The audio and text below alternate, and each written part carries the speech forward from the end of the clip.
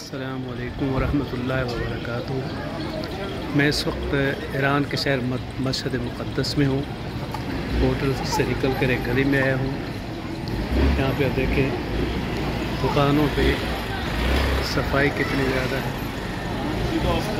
Iran की जो currency है वो इस वक्त इतनी कमज़ोर है कि पाकिस्तान का 1000 जो है उसके 1,50,000 में रहे हैं। लेकिन इसके बावजूद इतनी महंगाई के बावजूद भी आपको ईरान में 3 चीज़ें मिलेंगी।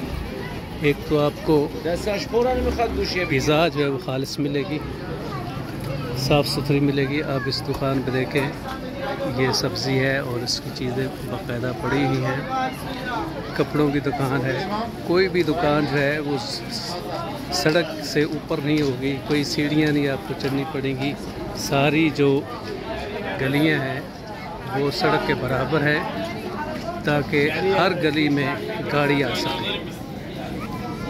और इसमें देखें, ये खाने पीने की स्वीट्स की चीज़ें बिल्कुल साफ़ सुथरे अंदाज से रखी हुई हैं और कोई परेशानी नहीं किसी को। सफाई बहुत ज़्यादा है। चीज़ खाने की आपको ताज़ा मिलेगी, कोई घपला नहीं है। इस वक्त शाम के तकरीबन 6:30 बजे हैं और सारे दिन के बाद जी आप देखें सफाई का क्या हाल है। और ये थोड़ा बहुत जो गंद आपको नज़र आ रहा है ये भी ज़्यादा पाकिस्तानी ज़ाहिरीन की वजह से है। अब हम हरम इमाम रज़ा अलैहिस्सलाम में दाखिल होने लगे हैं। तो इसमें हरम इस अंदाज की कंस्ट्रक्शन है कि इसके चारों तरफ जो 3 किस्म के सहन हैं। उसके बाद हरम की मेन जो है वो जो हिस्सा आता है जिसमें मौला इमाम रज़ा अलैहिस्सलाम का कब्र मुबारक है।